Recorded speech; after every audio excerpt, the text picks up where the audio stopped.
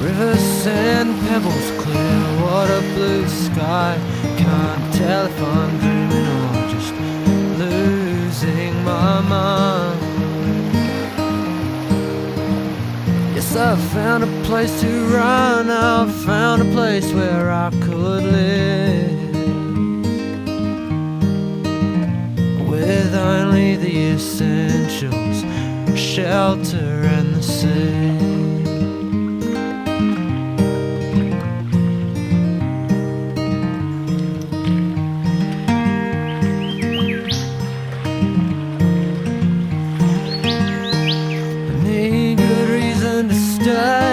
And good reason to leave. Yet everything is meaningless, just chasing after the wind. And so the tale grows, we're all still in love with time. Sometimes it really pays to take a little sidetrack and explore it. That narrow, shallow, overgrown little trickle we just pushed through looked for all the world like a dead end. But have a look at this little gem we've discovered up ahead. This is a totally different environment up here to what you find in the main river. It's really skinny water. And we're going to be fishing little pools up here no bigger than your lounge room, and casting to some that are only as big as your bathroom. It's a great opportunity to get out of the canoe and do some bank fishing as well. And I can tell you, the pulse is starting to race, so let's get up there.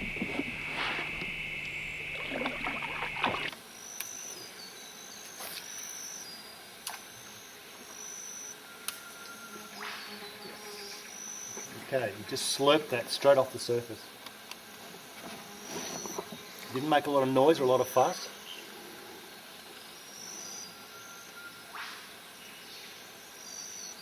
Not a bad little fish. Oh. Okay, feel we'll need to go forward a little bit. It's just got me under a light here. It's actually not a bad fish at all. Okay. Oh. How deceptive.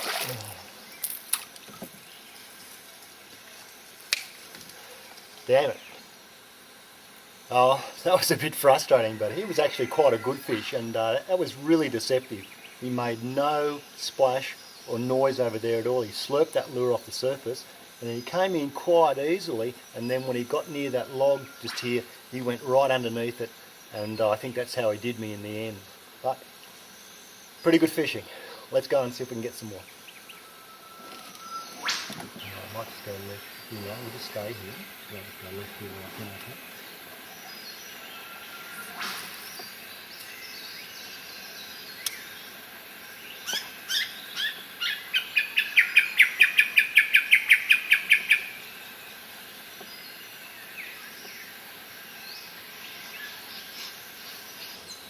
What a great location. Almost like a natural cathedral up there. It's just solid canopy. You can fish this with surface lures all day. There's that much shade up here. Scenarios all over the place that I can see that I want to cast to. Let's see what's up there.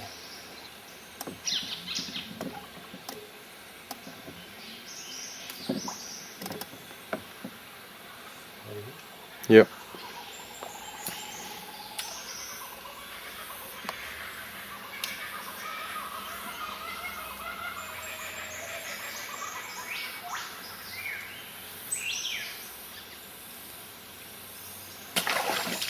Oh yeah. What a great hit. Classic bass hit. A lot of suction in it. And he's not a bad fish too. I've got him on a short leash here. A short range hit. Yeah, nice looking fish.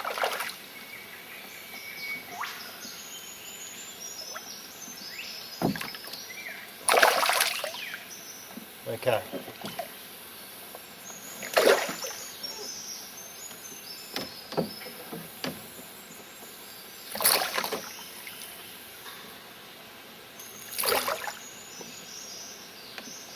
There you go. A great bass. As you can see, He's really inhaled that little cicada pattern down there. He's got it right down his throat. Beautiful little fish. They're so aggressive. I think that's what we prize about them so much. Alright, let's get that lure out.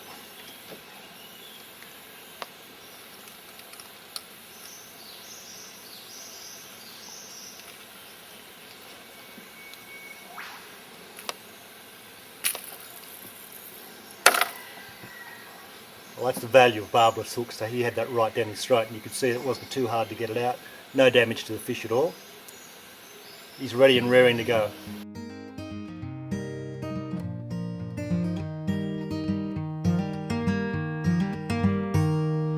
River, sand, pebbles clear, water, blue sky.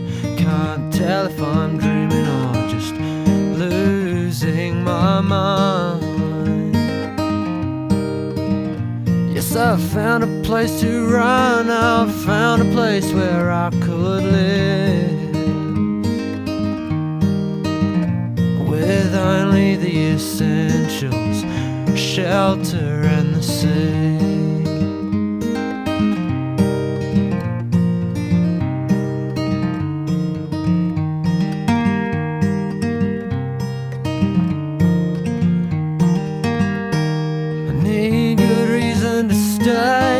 And good reason to leave,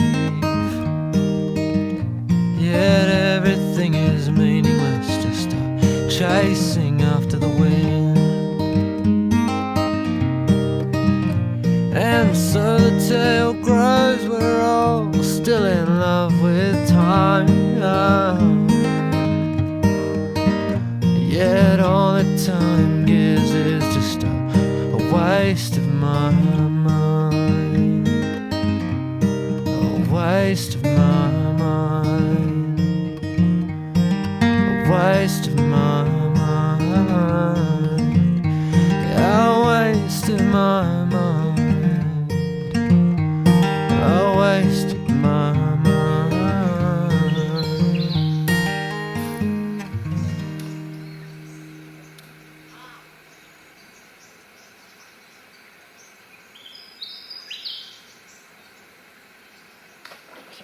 Oh yeah.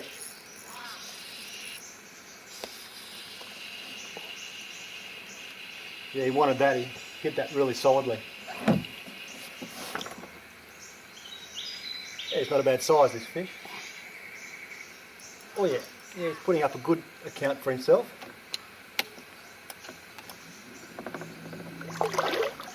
Nice size fish for such narrow water. Oh yeah. Yeah, he's got a lot of fight in him.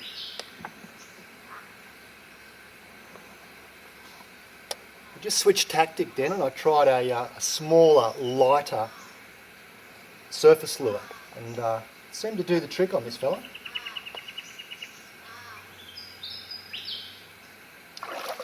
Yeah, he's a nice fish.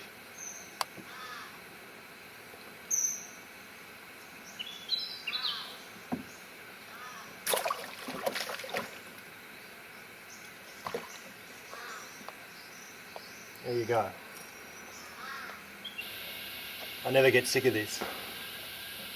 That's a great little bass, and in really skinny water. That's the real prize about this, is catching this bass in such a great spot. Also shows the value of changing your approach if things are slowing down a little bit. It's getting on into the later morning now, so we decided to change that little green locust pattern to something a little bit lighter and a different colour. And first cast it worked. I twitched it under those trees over there, and on about the 5th twitch, that's when he decided he wanted it. He hit it really hard. Put up a great account for himself, and as I said, you just never get tired of this sort of bass action. Alright, let's get him back in. Bass fishing to us is all about where we fish and how we fish. Our canoe takes us silently into a world we would have no other way of visiting. Our adventure into the skinny water had produced some exciting fishing, but with the river getting narrower and the going getting tougher, it was now time to head back down into the main river and continue our journey upstream. Every part of the river presents new possibilities, and today we were keen to cram in as much as we could.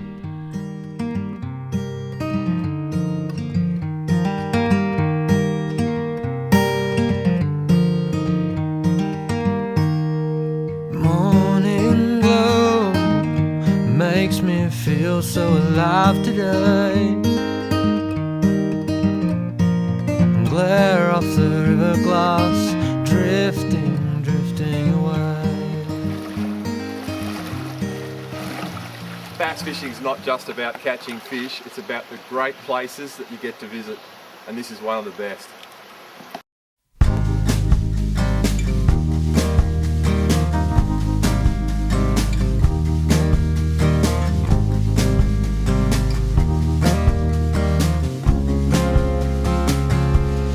Fire escape, burn sinks, people stand tiring, hands on hips, hands on hips. Caught inside, set of the day, out of luck once again. Visit the depths, visit the depths.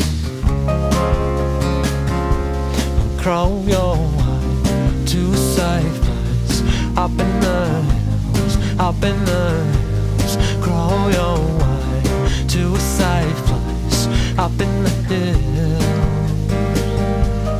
One might find in those eyes oxygen just in time. Stare for too long, stare for too long. What is wrong? What is right? Taken far away from sight. When you're there, when you're there.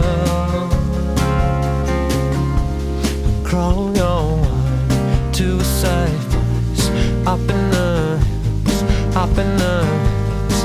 Crawl your way to a safe place, up in the hills, up in the hills. Crawl your way to a safe place, up in the hills, up in the hills. Crawl your way to a safe place, up in the hills.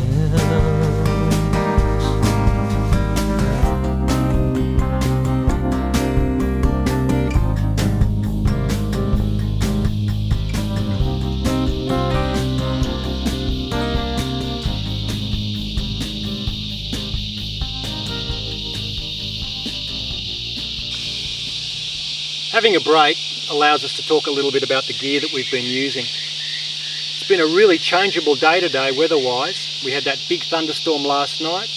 We've had a bit of sunshine this morning, but now it's clouding back over, and I wouldn't be surprised if we get a little bit more rain this afternoon. So we've got to be able to adapt to those changing river conditions really quickly and fish the right tackle and the right techniques to suit the conditions. I like to use this little bait cast outfit. It's a 1.8 metre rod, a nice light bait caster. I'm running 10 pound braid as the main line, and I usually run 10 pound leader as well. If the territory gets a little rough, I might go to 12 pound or 15 pound. But on this one, I like to fish it with a surface lure or with a diving lure. The other outfit that I like to use is this spin outfit. It's a 2 metre rod, nice light spin reel, but on this one I'm running 4 pound main line. I like to fish this rod with soft plastics, and the 4 pound main line allows me to get that soft plastic nice and deep. I usually run 8 pound leader on this one, but if the water's really clear and the sun's really shining, I'll go lighter than that, maybe down to 6 pound. How about you, Phil? Well, my approach is much less subtle. I've been lucky enough to fish the low light conditions this morning, and because of that I've been able to fish a little bit heavier. I'm using 2 bait casters. This one's 1.8 metres, this one's 2 metres in length. 2 nice bait cast reels, of course. On these reels I've got 15 pound braid and 20 pound braid, and the leaders I'm using are 15 pound fluorocarbon and also 20 pound fluorocarbon. So I can fish heavier because the light's a lot lower, the fish are less inhibited, and I'm fishing these surface lures. Now you saw this that really turn on a 50 centimetre bass just before. They just smack them. They don't hang around looking at your leader. You know, when they're really firing, you could cast on rope and they'd probably hit the lure. And I'm sure back in the good old days they probably did. So subtlety's not such a big deal for me. Okay. We've pushed upstream as far as we're going to go today. So from now on it's downstream. And we're actually going to push on well past where we've got the car parked. So we'll have to get a lift back up to get the car. So we've got a lot of river to go. A lot of changing river conditions. We're going to keep our eyes and our ears open. If you've got Polaroid glasses on, that's good too. With the sun high, you'll be able to see a fair way into the water, and you need to target the pockets of water, the deeper water where the bass are, and listen for those cicadas, because if you hear some trees where they're buzzing, get the surface lures back out. Yep. Anyhow, what do you reckon? Yep. Let's go. Let's go. Yeah. Yeah, we reckon this bloke reckons he knows a bit about. He's a local. He knows a fair amount about the bass. I give him a hard time at night when he's having a swim, nibbling on his feet. This is where we get all our inside information. You've got to know the locals if you want to catch bass. It's not what you know, it's who you know. Taking the streamless paddles is the soul of canoe bass fishing, and as we moved downstream, we were presented with a number of forks in the river. Each one posed a question that sometimes even a map couldn't answer for us. We made many decisions based on our gut feelings about where the better fishing might lie. Sometimes we got it right, sometimes we got it wrong, but in the end, in an environment as beautiful as this, it didn't really matter.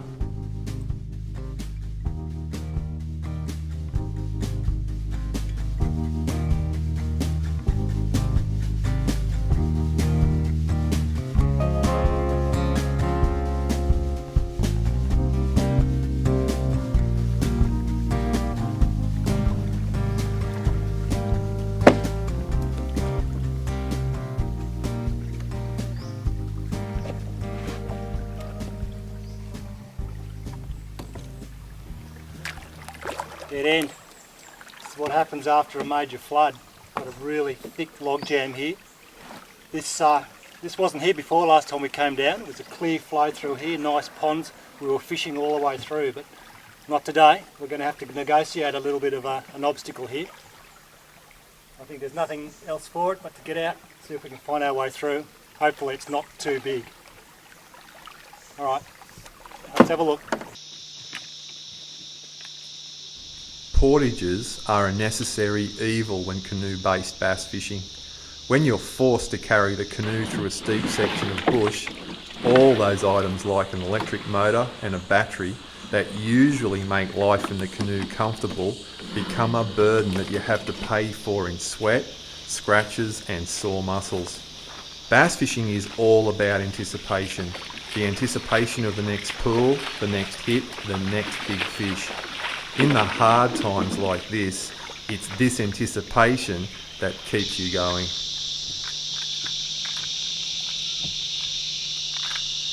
Fishermen talk a lot about the merits of various lures, but when it comes down to it, successful fishing is a lot about confidence and how well you use the lure you have selected. Just like a coach never likes to change a winning team, it's the lure that a fisherman has had the most success with in the past that usually gets the nod. The way the little gold fizzer, we'd affectionately named Goldie, had performed earlier in the morning, how could I not give it a run once again?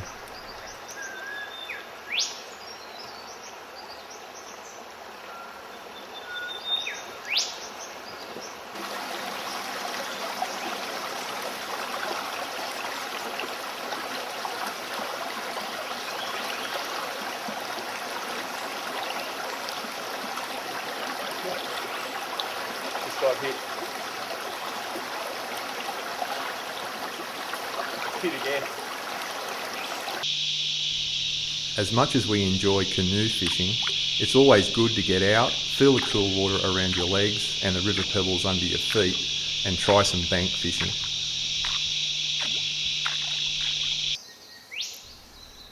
It had been refreshing to stretch our legs, but with the river deepening and the canopy enclosing, it was time to get back in and go with the downstream flow. As we glided towards some deep tree-lined banks, it didn't take long for Goldie to produce the goods again. He just slurped that down. He's a good fish. And cast out the little cicada imitation, and this guy just came up and slurped it. Didn't smash it, just went slurp. Hardly any surface disturbance. It's a solid little fish. There we go.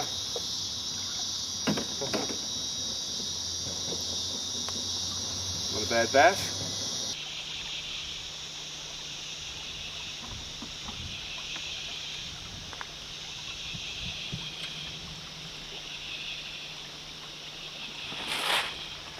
Since that exciting surface action of this morning, things have quietened down a little. But I'm not surprised because the sun's high in the sky now, the water's really clear, so we've decided we're going to go to plastics. I've rigged up 2 plastics rods here. This one with a 1/16 jig head and a 3-inch watermelon coloured plastic. And this one with a 1/24 jig head and a little bloodworm coloured plastic. Now the reason I've done that is that I want to present the most natural lure that I can to the fish, and I always feel that the best one is the lightest one. This rig with the 1/16 jig head is for those deeper snags, but this one is for the snags that are in shallower water. So I'm going to alternate between these two depending on the conditions that come up.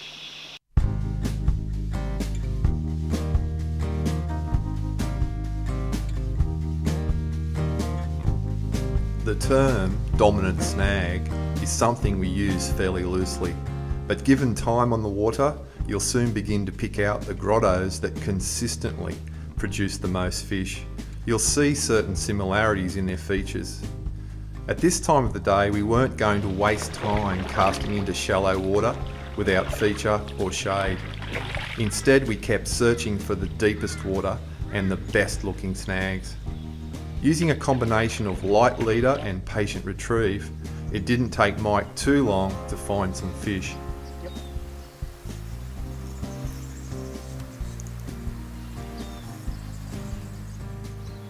Go so hard.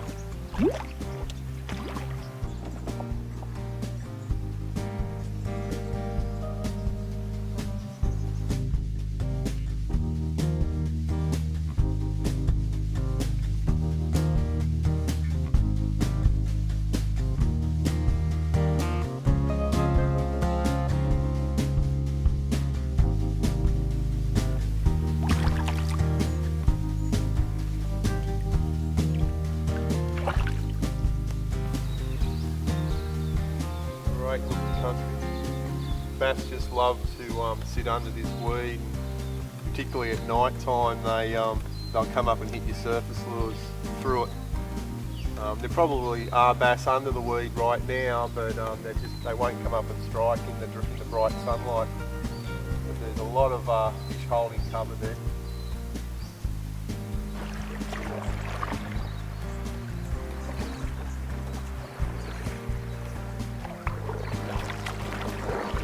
As much as I would have to force myself to put my surface gear away, I realised that the midday conditions and clear water made fishing soft plastics the sensible choice, as Mike had just proved.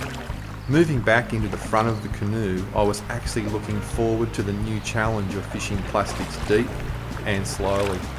While the strikes lack the noise and commotion of a surface hit, there's a great satisfaction that comes with fooling a fish when you finesse a piece of soft plastic to life.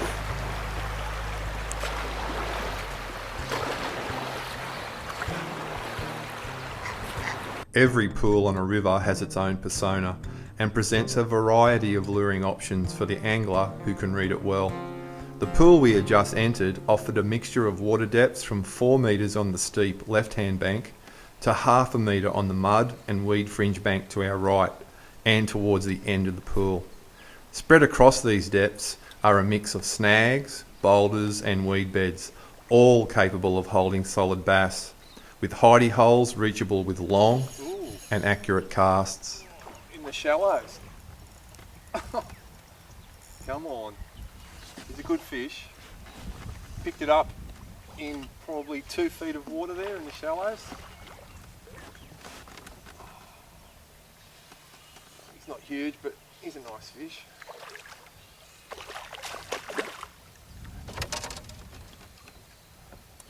Come on.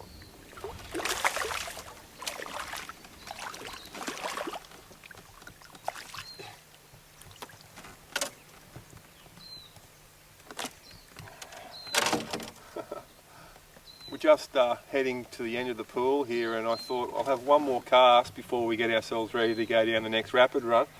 The water's been fairly deep, and just here it's gotten gravelly and coming up out of the depths into the shallows before the run, and I just made the casts into about a foot of water probably and brought it back across the gravel, and this guy just picked it up off the bottom. I'm not sure whether he shot up out of the deep a bit to get it or whether he was up there feeding, but he's a nice fish on a 1/16 jig head. Beautiful freshwater fish. Hey? Bass, Australian bass, you've got to love them. Get you one hook. There you go. Alright, you got to like that.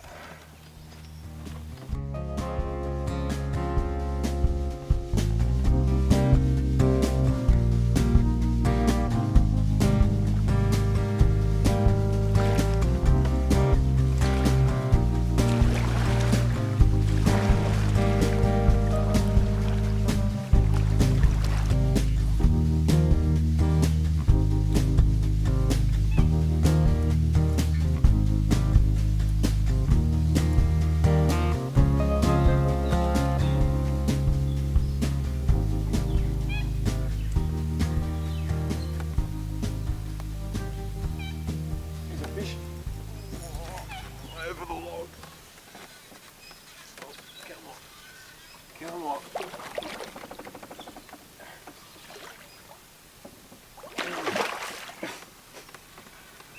Oh, this is why this fluorocarbon leader's worth every cent. Come out of there. Oh, bad fish. Trying his hardest to get back under that log. Look at that. That's 4 kilo fluorocarbon leader that I'm using, and this fish, it's not a small fish, it's not a huge fish, but he hit me over that log, and my leader was just rubbing on the log virtually the whole of the fight. You can see him there, he wants to get into that root ball. That's where the fish tend to hole up, where the biggest aggregation of roots or flood debris is. But this is looking really nice, this spot, and he's a nice little fish.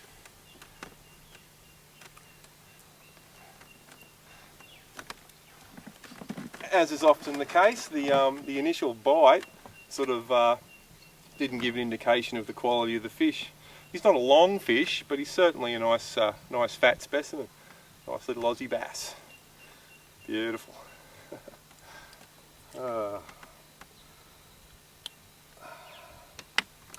Anyway, we'll let him go, and he can hopefully give someone else as much enjoyment as he just gave me another day when he's a bit bigger. Beautiful. There you go, mate. I know where you're going. Straight back on that snag.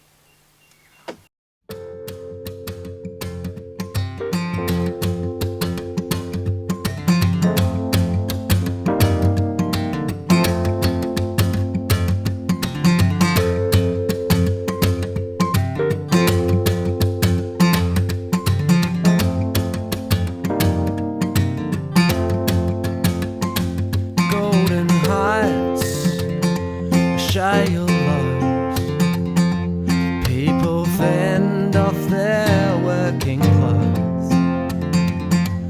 Hailstone wind, a higher rate, and there's no telling where the money went.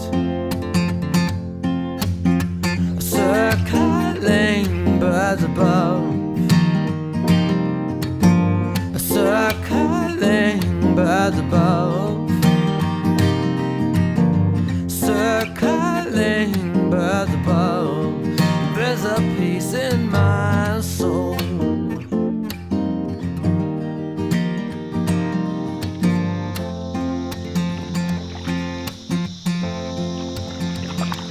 Tired of hate, alive with fear.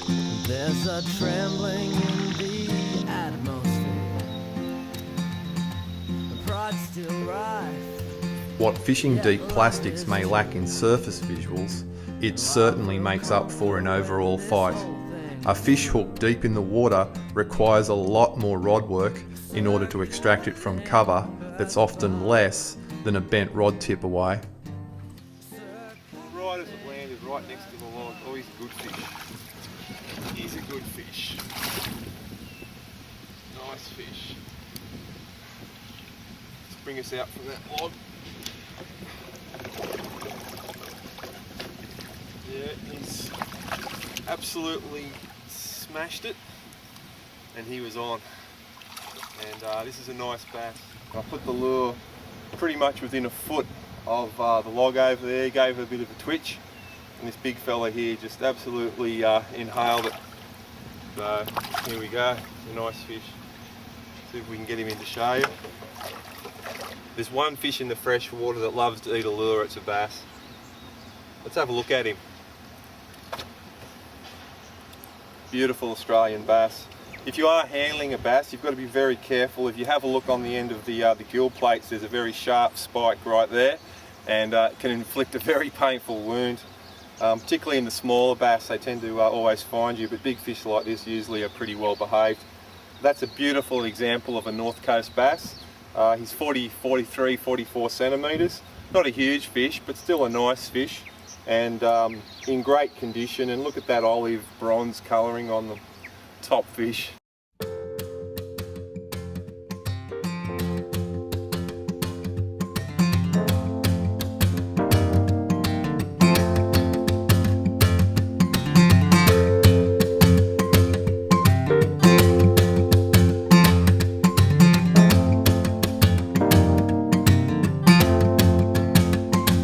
Golden heights, shale lows. People fend off their working clothes. Hailstone wind, a higher rate. With the fishing slowing down during the early afternoon period, Mike spots a prominent log laying in deep water and decides to introduce a bigger and flashier sinking lure. His choice, a gold rattler, was a good one. Yeah, good fish. Took me right beside that log there. It's just the little rattling spot dropped beside the log. Putting up a good account for himself. Yeah, nice fish.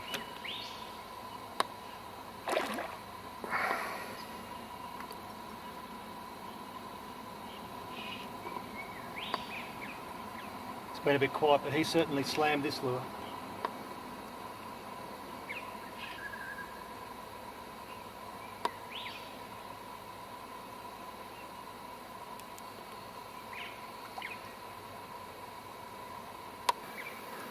Okay, let's have a look at him. Yeah, nice fish.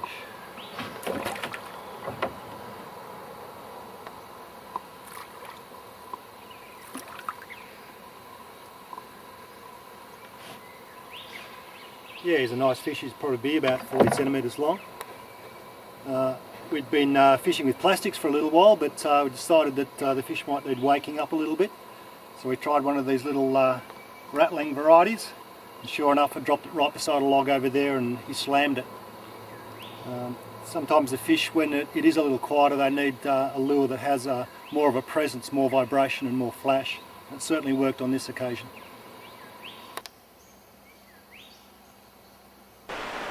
One of our pet hates is travelling during prime fishing time. With the late afternoon and night sessions approaching, we decided to make the most of the slow fishing conditions by getting ourselves into the stretch of river that we really wanted to fish. One of the last things we wanted to do was to fish a treacherous section of river in the dark. The pools we had in mind for night fishing were quite familiar to us, and we knew that the rapid runs were manageable. Getting wet's half the fun. Don't want to get too wet though, especially when you're about to go night fishing. It's pretty cold, even in summer.